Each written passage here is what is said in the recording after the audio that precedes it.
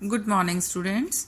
हम लोगों ने आज वो पढ़ना है जो कल मैंने एक बार आपको जब ऑनलाइन क्लास ली थी तो पढ़ाया था, चैप्टर नंबर 3 जो कि डिजिटल प्रेजेंटेशन के बारे डॉक्यूमेंटेशन के बारे में। दैट मीन्स हम अगर सिंपली बोले तो MS वर्ड के बारे में, जिसमें मैंने आपको MS वर्ड की विंडो बताई थी। तो उसमें हम लोग स्टार्टिंग से करते हैं। सपोज टू बी आपको MS वर्ड खोलना है तो आपको क्लिक करना होगा स्टार्ट बटन पर। अगर आपका वर्ड ऑलरेडी रिप्रेजेंटेड है तो आपको यहाँ मिल जाएगा, अगर नहीं है तो आप ऑल प्रोग्राम्स में जाकर MS वर्ड को ओपन कर सकते हो। ठीक है, देखो आपको विन वर्ड यहाँ से मिल जाएगा या फिर ऑफिस टूल से भी आप ले सकते हैं। ठीक है, तो हम लोगों ने सिंपल यहाँ से ले लिया MS word. MS word open करने के बाद ही आपके सामने कुछ इस तरीके की विंडो आपके सामने अपीयर होगी। इस तरीके की आपको सबसे पहले ब्लैंक डॉक्यूमेंट को सेलेक्ट करना है। ब्लैंक डॉक्यूमेंट पर क्लिक करते ही आपके सामने ब्लैंक डॉक्यूमेंट अकर हो जाएगा। इन विंडो 10 ब्लैंक डॉक्यूमेंट के जस्ट बगल में एक छोटा सा ऑप्शन बना हुआ होता है जिसमें क्रिएट लिखा हुआ होता है। ठीक है, तो आप वहाँ से क्रिएट कर सकते हैं। ठीक है, मैंने आपको जो बताया था स्टार्टिंग वाली ये जो बार है ये हमारी टाइटल बार है। जिस भी नाम से हम लोग अपनी करंट फाइल को सेव करते हैं वो यहाँ पर शो होता है, जिसमें डॉक्यूमेंट 1 आ रहा है। जब तक हमने इसे किसी नाम से सेव नहीं किया तब तक कि डॉक्यूमेंट 1 डॉट वर्ड से आएगा। ठीक है, इसके बाद हमारा ये क्विक एक्सेस लॉन्चर है, मतलब क्विक एक्सेस टूल बार है, जहाँ से अंडो रीडो सेव वाली फाइल्स आती हैं। और जो मैं आपको बता रही थी ये हमारा फाइल टैब है, जहाँ से आप सेव एज है ना, ये सभी चीज़ें ओपन कर सकते हैं। इसके अलावा हम बात करते हैं, ये हमारी टैब्स हैं जिसमें इंसर्ट, डिज़ाइन, लेआउट, ये हमारी टैब है। इसके अलावा इसे हम अपना रिबन बोलते हैं, रिबन भी बोल सकते हैं, या फिर हम लोग फॉर्मेटिंग टूल बार बोल सकते हैं, जिसके अंदर आपके पास वेरियस ग्रुप बने हुए हैं। देखो क्लिपबोर्ड का अलग ग्रुप बना हुआ है। ठीक है, इसके अलावा हम फ़ॉन्ट वाले ग्रुप पर क्लिक करते हैं तो फ़ॉन्ट वाला आता है। इसके अलावा हम पैराग्राफ पर क्लिक करते हैं तो पैराग्राफ का आता है। इसमें क्या है, ये कुछ शॉर्टकट टाइप के आपके पास कंटेंट हैं जो कि आपको कंप्लीट फॉर्मेटिंग प्रोवाइड कराते हैं आपके डॉक्यूमेंटेशनल एरिया पर। इसके अलावा ये जो हमारे पास लार्ज टाइप का एरिया है ये हमारा वर्किंग एरिया है।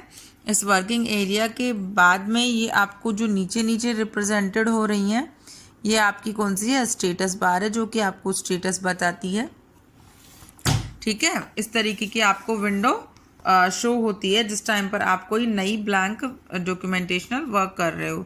सपोज कीजिए आपको नया डॉक्यूमेंटेशनल वर्क करना है, न्यू वर्क आपको स्टाइल करना है, तो उसमें आपको व्यूज़ बताने हैं डॉक्यूमेंट के, व्यूज़ ऑफ आर डॉक्यूमेंट। तो आप ईच एंड एवरी व्यू को देखते हुए चलिए। सपोज कीजिए मैंने यहाँ पर बहुत सारा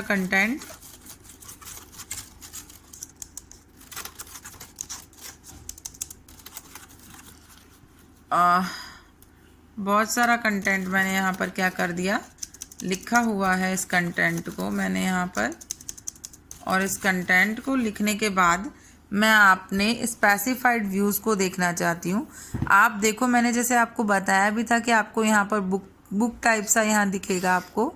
ये तो रीड मोड व्यू है। आपके पास print layout, full screen, web layout, इस तरीके के व्यूज़ दिखाई दे रहे होंगे आपको। देखो ये कौन सा व्यू है, आप जब आप यहाँ पर क्लिक करोगे देखो रीड मोड है ये। जब आप रीड मोड पर करोगे इसका मतलब आपकी जितनी भी फॉर्मेटिंग टूल बार्स हैं, देखो रीड मोड पर जब आपने क्लिक किया तो जो भी था सब कुछ यहाँ से चला गया है। सिर्फ ये रीडिंग टाइप के मोड पर आपके सामने अकर हो चुका है। ठीक है, इसके अलावा हम दूसरे वाले पर क्लिक करते हैं, ये है प्रिंट लेआउट व्यू।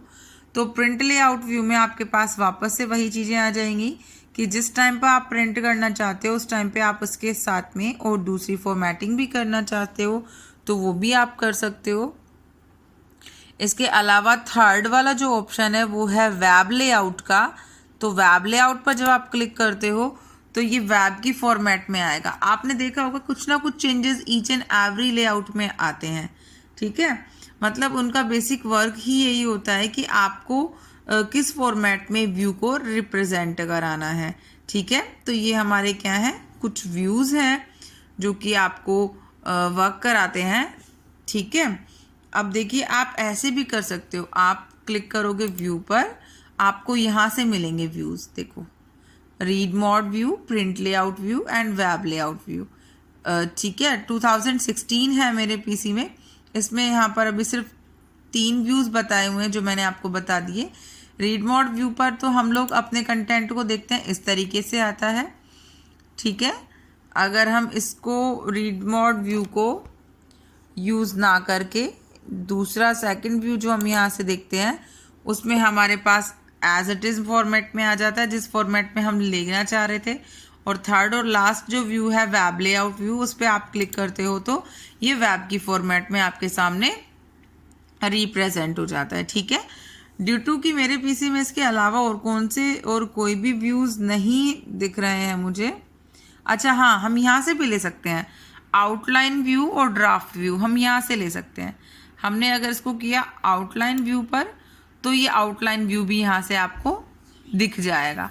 ठीक है, आउटलाइन व्यू आपको दिख रहा है। इसके अलावा हम वापस से व्यू पर जाएंगे और लास्ट जो व्यू है ड्राफ्ट व्यू, उसमें ड्राफ्ट की फॉर्मेट में, मतलब एक माइनर सा डिफरेंशिएशन आपको दिखेगा। ड्राफ्ट व्यू में हम लोग उसको सेव करके रख सकते हैं, कुछ और एक्स्ट्रा क्रिएशन हम लोग क्रिएटिविटी इसमें कर सकते हैं। ठीक है, तो ये तो हो गई हमारी बात अबाउट व्यूज़ जो कि हम लोगों ने कल पढ़े थे। ठीक है, अब इसमें करना क्या, इसमें होता क्या है, ईच एंड एवरी व्यूज़ का जो वर्क क्या है वो बता के हुए चलती हूँ। सबसे पहला जो व्यू है वो है प्रिंट लेआउट व्यू। ये एक डिफ़ॉल्ट व्यू है जो कि हम जब भी कोई डॉक्यूमेंटेशन ओपन करते हैं तो ये कंटेन करता है हर चीज़ को, जिसमें हैडर भी आ रहा है, इमेज भी आ रहा है, ईच एंड एवरीथिंग आपको किसमें, प्रिंट लेआउट व्यू में दिखती है।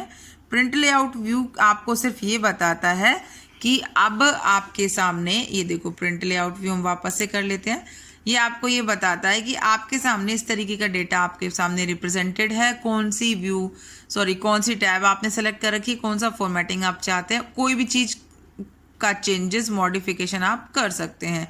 इसके बाद हम लोग बात करते हैं फुल स्क्रीन रीडिंग व्यू। तो फुल स्क्रीन रीडिंग व्यू कौन सा होता है, ये वाला होता है, रीड मोड वाला। ठीक है, इसमें सिर्फ फुल स्क्रीन दिखती है और आप इजीली अपने कंटेंट को रीड आउट कर सकते हो। ठीक है, ये वाला व्यू आता है आपके पास, एक मिनट,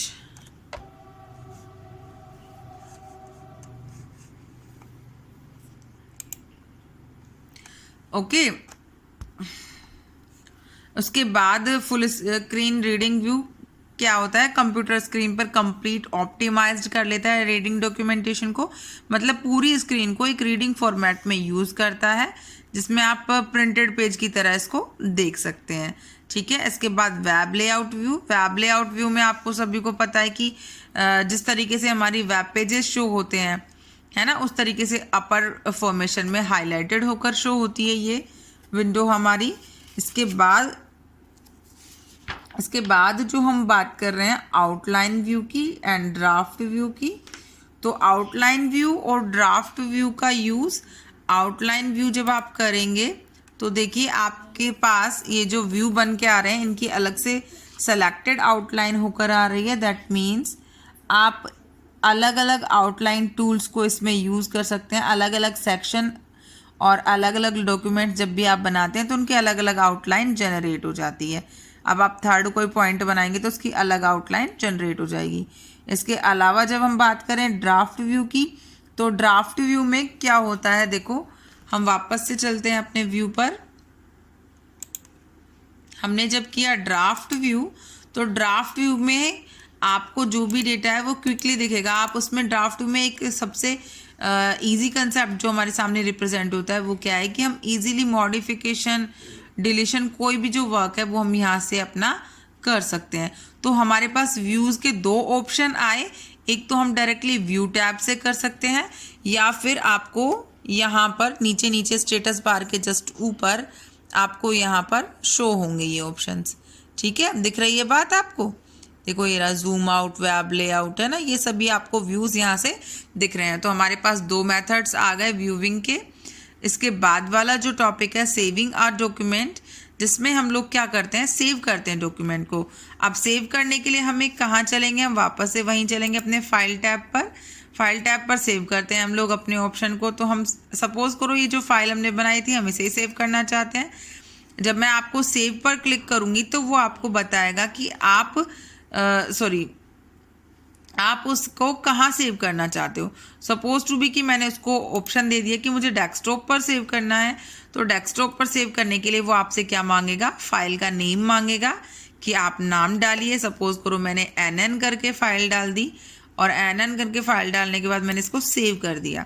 इसको मैं मिनिमाइज़ कर देती हूँ, 1 सेकेंड देख के चलिए। मैंने जब मिनिमाइज़ कर दिया तो देखो आपको आपकी डेस्कटॉप पर विंडो दिख गई, फाइल दिख गई NN के नाम से, है ना। तो हम यहाँ से भी अपनी फाइल को डायरेक्टली ओपन कर सकते हैं। देखो इस पर डबल क्लिक करेंगे तो यहाँ से हमारी वही सेम कंटेंट वाली फाइल क्या हो गई, ओपन हो गई। ठीक है, तो हमने यहाँ से क्या सीखा, सेव करना सीखा। सेव करने के लिए अगर हम शॉर्टकट कमांड की बात करें तो Ctrl+S होती है। इसी तरीके से अगर हम लोग बात करते हैं ओपनिंग की, तो ओपन करने के लिए शॉर्टकट कमांड कौन सी होती है, Ctrl+O होती है। क्लोज करने के लिए ये सब चीज़ें आपकी इसमें रिप्रेजेंट होंगी। तो आप वापस से फाइल टैब पर जाएंगे। फाइल टैब पर जाने के लिए आप ओपन पर क्लिक कर देंगे। ओपन पर क्लिक करने के बाद आप लोग यहाँ से अपनी जो भी फाइल आपको खोलनी है आप उस फाइल को देख सकते हो। आपने देखो यहाँ जो रिसेंटली बनाई है NN पर, आप उस पर क्लिक करके ओपन कर दोगे तो ये खुल जाएगी। ठीक है, इसके अलावा जो ऑप्शन है वो आपका है क्लोजिंग डॉक्यूमेंट। अगर आप इस डॉक्यूमेंट को जो आप जिस पर वर्क कर रहे हो इसे क्लोज करना चाहते हो तो आप यहाँ से डायरेक्टली जाके क्लोज कर दो, ये डॉक्यूमेंट वर्क क्लोज हो जाएगा। और इसके बाद आप अपनी माइक्रोसॉफ्ट वर्ड को क्लोज करना चाहते हो तो आप क्या करेंगे, एग्जिट पर क्लिक करेंगे या फिर Alt then F4, सॉरी। ठीक है, तो ये क्या हो गया, आपका MS वर्ड क्लोज हो गया, मतलब उसकी विंडो क्लोज हो गई। ठीक है, तो आज के लिए इतना ही। इसके बाद वाला सेशन कल डिस्कस करेंगे। अगर प्रॉब्लम आती है तो मुझसे शेयर कीजिए। Okay, thank you.